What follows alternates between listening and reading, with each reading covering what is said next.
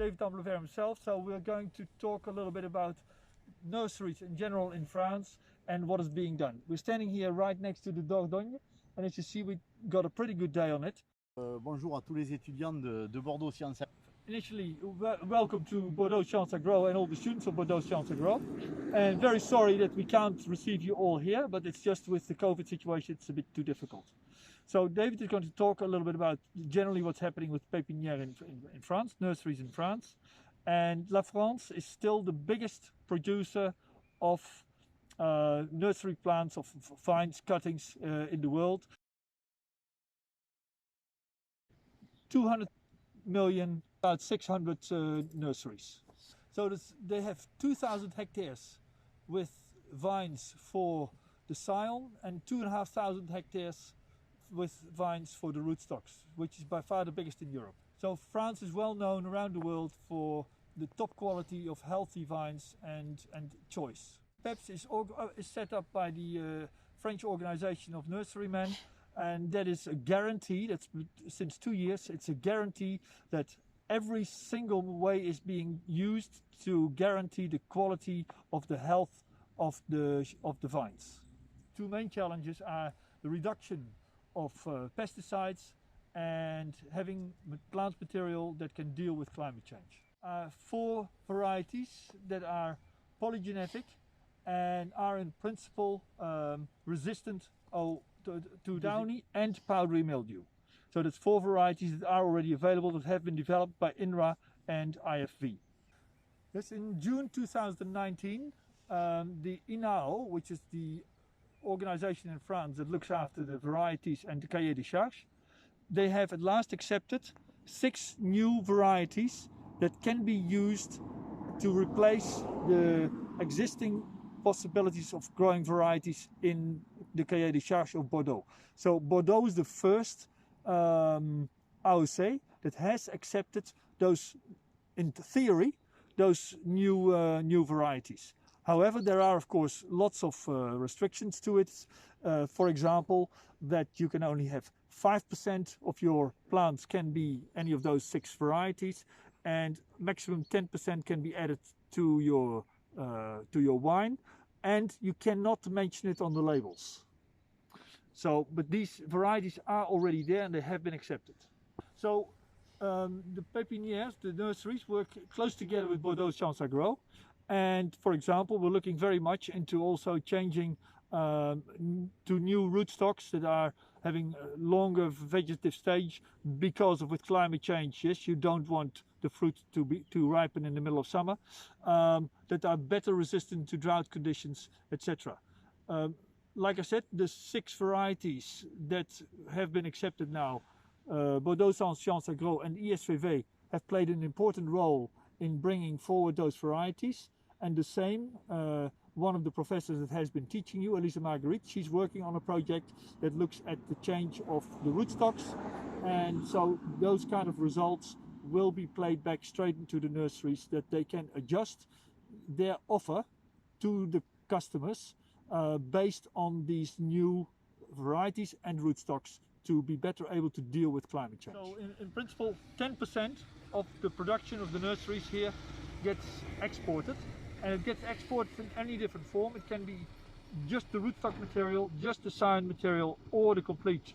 But even though China is becoming a very important player in the wine market, France cannot export to China. A very important competitor coming up at the moment is Russia, where a lot of plants are being grown in nurseries as well, and they're going to pushing now into the export market. So of course there's nurseries in every part of the country where grapes are being grown, and but it's not always the same number per hectares grown. The Vaucluse is the department where by far the biggest number of nursery plants gets produced. So the biggest number of plants get taken in the southwest of France, where you have of course both the whole Bordeaux region and on top of that the Cognac region. And Cognac at the moment is doing really very well, and therefore there's a lot of new plantings going on there. Yes, so every department has its own, and mainly looking after its after its own viticulturist. With the development end of varieties, quite often it depends on which region they are developed. And it's not always clear when something new gets developed in one region that it can automatically be used in another region. So people have to be very careful there in not transferring that information straight away.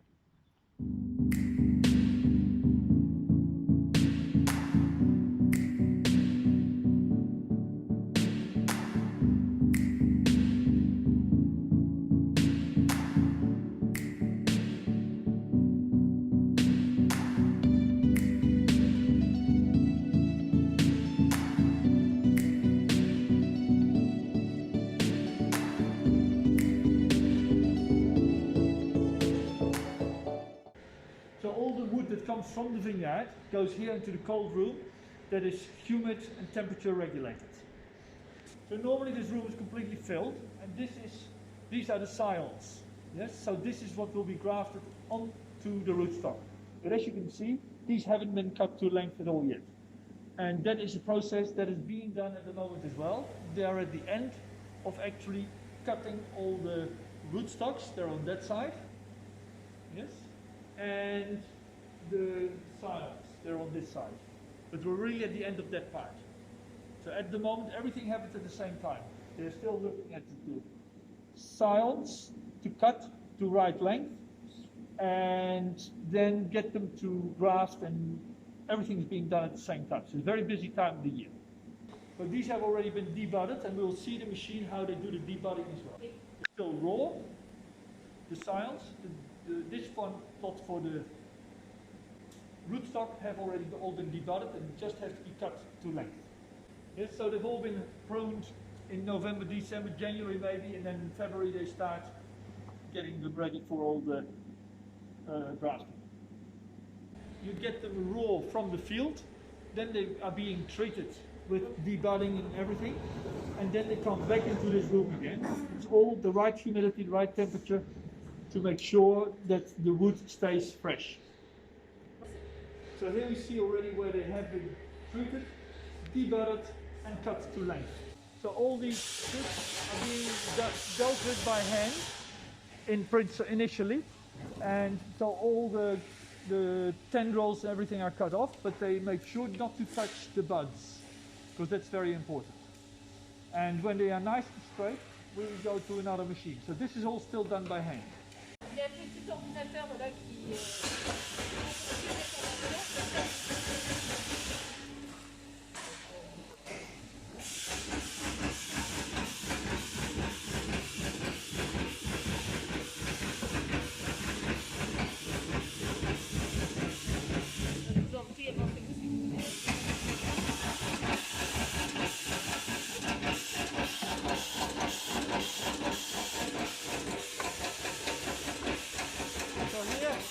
We see there's one bud only on each piece. So we'll talk about it outside.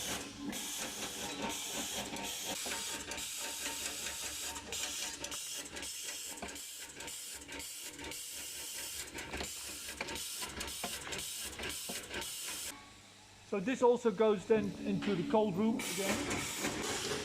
And those are the rejects.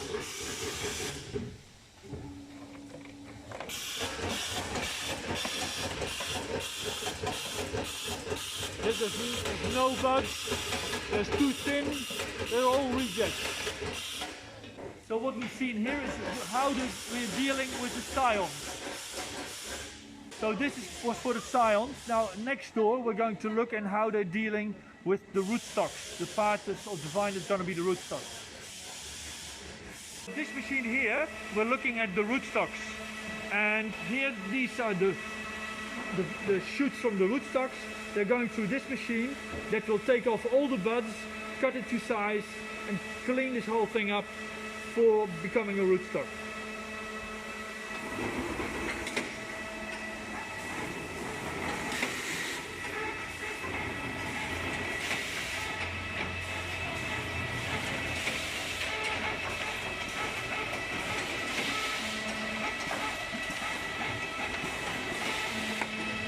So it measures the diameter.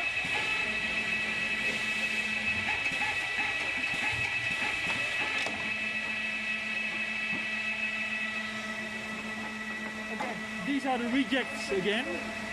Yes, they're just too short. And those are all cut to the same length.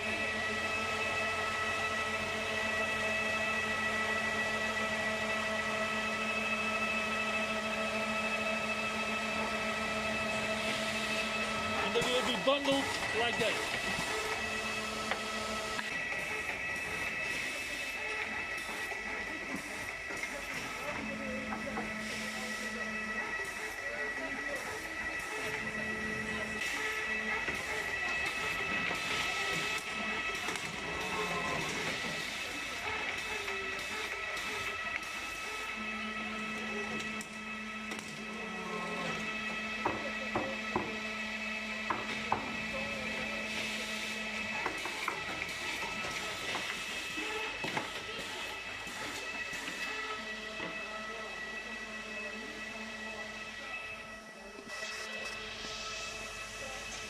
So there's always exactly 200 here. So there's 100 on the left side, and then it starts filling up the other one. So the right one. So then you have to make sure you take them out of the left side. So it will fill up the right side and start again on the left side. So if you haven't taken the 100 out of the left side, it will start refilling them. Yeah, so to get exactly 200, you need the full bundle from left and the full bundle from right to put them together in a bundle. And those bundles are those ones. So you've got exactly 200 in there.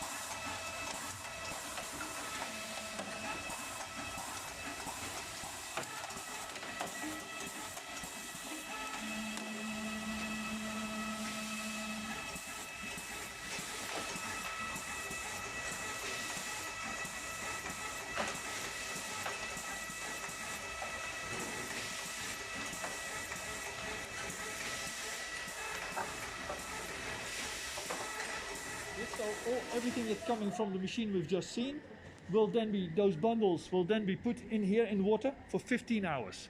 And it's just clean water. It's just to rehydrate the wood in order that on the moment we get them through the cutting machine, that we get a nice clean cut. You can make it when it's dry, you get a bit of a frizzled cut, but now you get a nice clean cut. Oui, voilà. Oui, voilà. All the grafting will be done here. That can be for short grafts, long grafts, potted grafts, anything that goes directly out in the field, it's all being done here. On va on va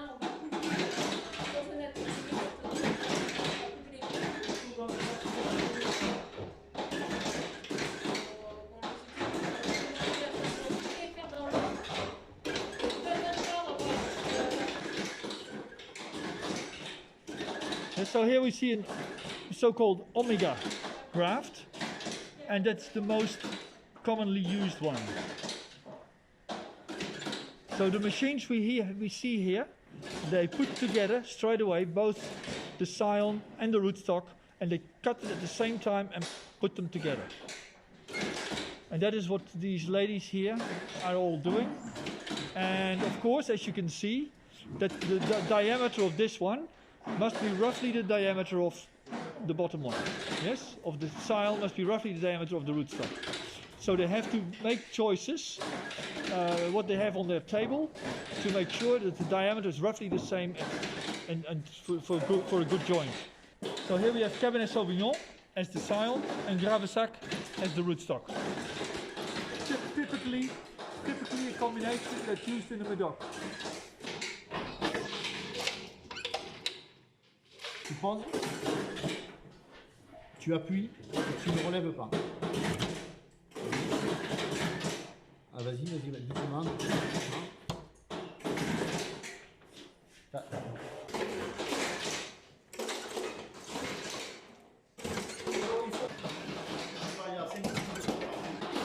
So they do about 5 to 7,000 plants per day each. So after the joint has been made, this joint has to be protected with wax.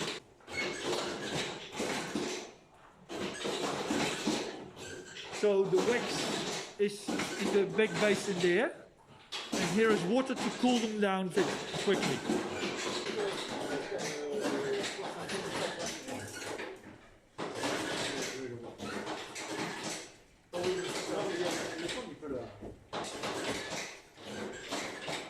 But as you can see, there's lots of different sizes, but they always join the right size with the top with the bottom.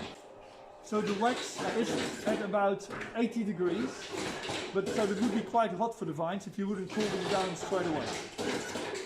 And this is how they get stored in those bins.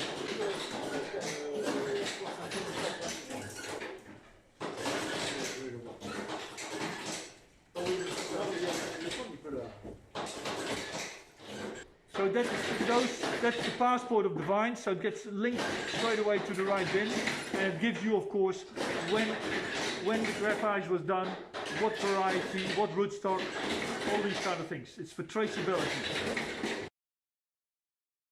So here we see a lot of the material that is ready for sending, and it's all been grafted last year. So in the same way that we have just seen, these ones have been grafted and then grown. All these are harvested in November. So what they do, they have a machine that will actually undercut, because all this is planted out in the field in long rows. So they have a machine that will undercut those vines that have grown, and all these vines that are undercut and lifted out, they will be put in bundles on the side, and then pellets will go straight into the cold store, and then will later on be taken out, and then each individual vine, now new vine, will be checked to make sure that the joint is correct, that the roots are correct. Just the whole thing will be checked one by one by somebody and not by a machine.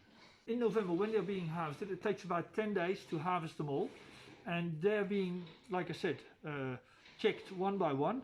But then still they will be sent through a machine that's a long conveyor belt where they will be weighed and will be checked again one way or the other. Unfortunately, we cannot see that machine at this time of the year. And they will be waxed again to make sure that the graft union is properly protected. Then they can all go straight away to the growers because they're going to they're planting in autumn, or they will be planted in spring, meaning that they will be coming here to the cold store where they will be stored before sending away in spring. And so initially when we walked in here, we saw some pallets being made ready. That is for the first planting of this spring again, and they're being sent away actually as we speak. So all these vines have been, like I said, checked, waxed again, and then they get all their phytosanitary ticket on these vines to make sure that they are guaranteed healthy and properly checked. So there's a strong check on this, because it is very easy for grape growers to point the finger at the nurseries that they are the cause of all kind of diseases and viruses, and that is why the nurseries are now very careful to make sure that they follow all the rules, that they make sure there's no viruses in there, no ESCA in there, no other trunk diseases in there at all, and they need that certification for being healthy vines. Yes, so this is the Phytosanitary Certificate, and as we can see, it has all the information on there, what variety, what rootstock, in this case it's Cabernet Franc and Viticoles. We see that what kind of material they've used, what kind of grafting they've used. There's 50 in a bundle, and they have a number for the operator and a reference number for each lot. But as we see, so we see here these are very long ones, and generally what we're used to is having the graft union just closely above the ground. These graft unions will be, of course, at about 60 centimeters off the ground. And that is mainly being used for complantation, for filling in planting, because these vines are much more expensive than the short ones. And of course, when you plant a whole field, you can't afford to spend that much money on vines, unless you have a very small plot that you want to grow up very quickly. So in total, they have 2 big cold stores, and they put about 1 million plants in there. And of course, every frame here is codified to make sure that you have that they can easily follow it in their stock for their stock invention. So I've asked if they're using barcodes, but they don't. So they say that for the moment, with our frames as they are and the numbering that we use, that is easy enough for us to where our stock is and how much we have and keep track of. So here we have all the codes on the frames. Yes, so here we have the scions that are all in a bag now, those short pieces that you've seen, and they are kept under humid conditions here, and this cold room has the humidifier as well in here to keep in the higher humidity, and that's especially for these ones that are stored in here as well. The scions that are stored in here. So all these scions will still have to be grafted by those 5 or 6 ladies we saw there. So all these bins will disappear here in the next few months. And lots of work gets done here. Yes, so normally all the vines get planted from November to June, and if you go later, you need to start planting in pots. So you need to have vines that have properly developed roots and fine roots that you can plant straight away, and they can start growing immediately. And so those are ones that are being sold in pots. And so you sell them already with leaves on them even. Yes, so to put them in pots is normally done in about April, and so they will develop their root system in pots and can be planted straight out into the vineyard a lot quicker. The normal graft plants, on the moment you need many months for them to develop, but on the moment you do potted plants, they are being produced in April, and in June already you can plant them. So it goes very quick.